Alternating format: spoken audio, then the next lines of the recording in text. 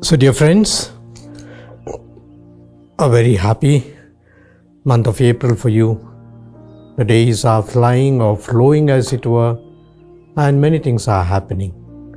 I'm sure all of you had a beautiful experience and celebration of the Holy Week, Good Friday, before that the Holy Thursday, Good Friday, Holy Easter, and now we are seeing that the Paschal candle is kept in our churches.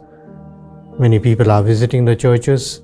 Some of our priests have already started their what we call the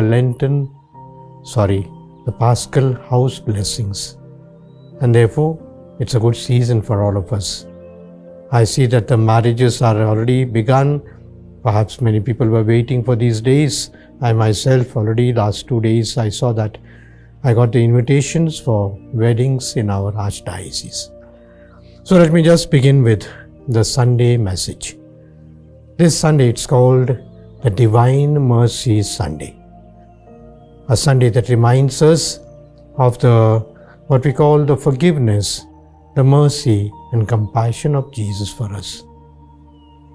Not that this has become something new, it was already there, but since Saint John Paul II and what we call the devotion to the Divine Mercy, from then onwards this Sunday also has been given a new name, as it were, called the Divine Mercy Sunday. Basically, the readings are same, and we see that the readings in the Easter season are those that are very much, I would say, relevant to us. Basically, as I said, Jesus goes in search of his disciples. At the event of Calvary, it was a disaster. All the disciples ran away. Only Mother Mary, along with John, who is supposed to have been the youngest of the disciples, and naturally maybe Mother Mary depended on him much, and he's the one who followed her till the end at the foot of the cross. All the other disciples disappeared. The ones who spoke loud things and said, "I will not leave you, I will always be with you," Peter, he was nowhere. So also the other disciples. But then Jesus, when he is resurrected, look at the situation now. Jesus doesn't sort of think what I should be doing to these people who disappeared. I should give them a lesson. I should make them wait for me. Nothing of that sort. He doesn't even wait for them to come to Jesus. Rather, Jesus goes after them. He goes after those disciples who are at the lake of Gennesaret, the lake of Galilee, and they are fishing. They have gone back to their fishing. There's nothing more to be done. There's nothing more to be expected. This man who called Jesus died, and so we are back in action at our own places. Jesus goes to meet them there. You see, in the Emmaus episode, Jesus meets two of his disciples. One was called Cleophas. And these disciples are going back from Jerusalem. They are not going towards Jerusalem. Rather, they are walking away from Jerusalem to say that the drama is over. Everything is over. Now we are left to fend for ourselves. But then Jesus meets them there. Jesus goes to meet them there. And today's gospel, we have that beautiful encounter of St. Thomas. Jesus goes to meet Thomas. He doesn't wait for Thomas to come to Jesus. He goes after Thomas. So this is basically the message of the Divine Mercy, that Jesus has mercy and compassion for all of us. The beautiful gospel that we have, one of the best gospels about St. Thomas, John chapter 20, verse 19 to 31. And in it we see that Jesus, as I said, goes in search of his disciples. He meets them, he sees that they are collected in a room, maybe very much frightened. They are afraid to go out, that people might recognize them and kill them, etc. And therefore they are in a room. But Jesus meets them there. The first words are, "Peace be with you." And the apostles try to find out, they are so joyous. They try to touch him, they try to sort of hold him. And Jesus perhaps enjoys once again his fellowship with his disciples. But strange thing is, Thomas was not there. Thomas was not there. And Thomas, when he's reported and said that we met Jesus, Jesus came to see us, he said, this is all stories. These are all stories, because who will believe this? These are all stories that you are picking up from here and there where people are talking. I don't believe unless he comes and I can put my finger into what we call the wound that he has got. Unless I put my finger in his side, I will not believe. Jesus should have taken it's a big insult, a big shameful man that he should say this to Jesus. But Jesus comes back again, another occasion where Thomas is there.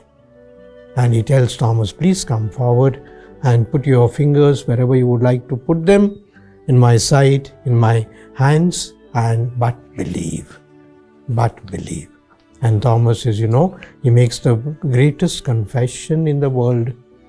The greatest, what we call the faith act in Jesus. Assertion of his faith in Jesus. My Lord and my God.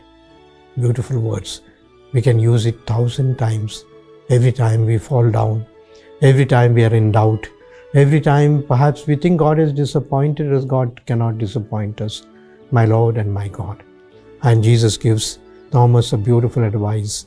Thomas, you have believed because you have seen, but blessed are those who do not see, perhaps do not hear, do not touch, yet we believe. So as I said, basically, this is a Sunday of mercy and compassion of Jesus to Thomas and to all of us.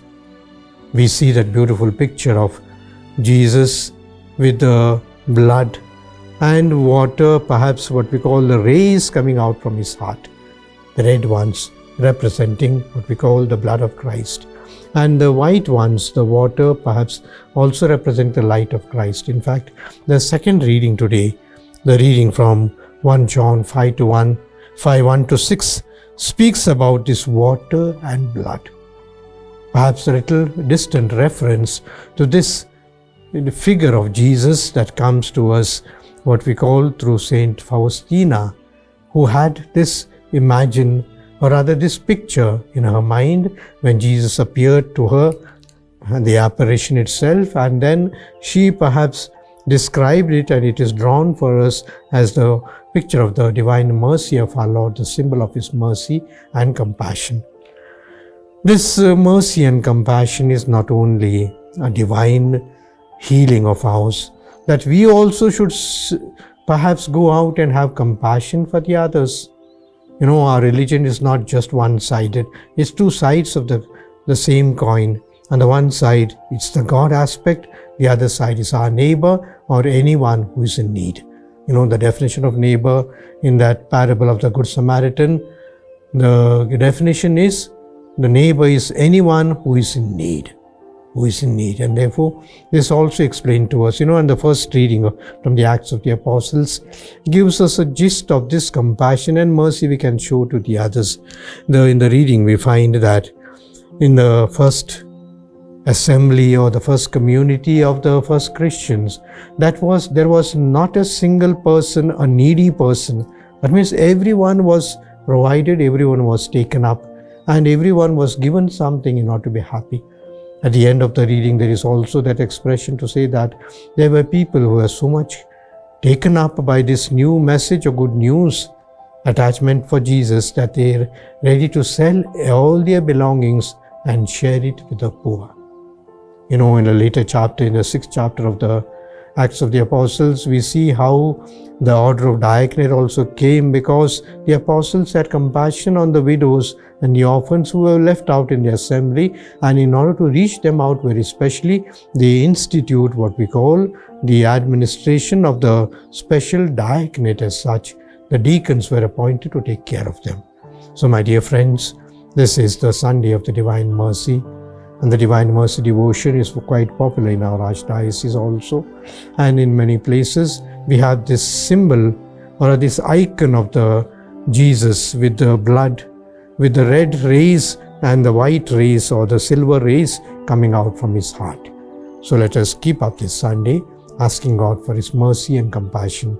The The psalm that is read after the first reading has got a beautiful verse which says, "Give praise to the Lord, for He is good. His mercy endures forever." His mercy endures forever.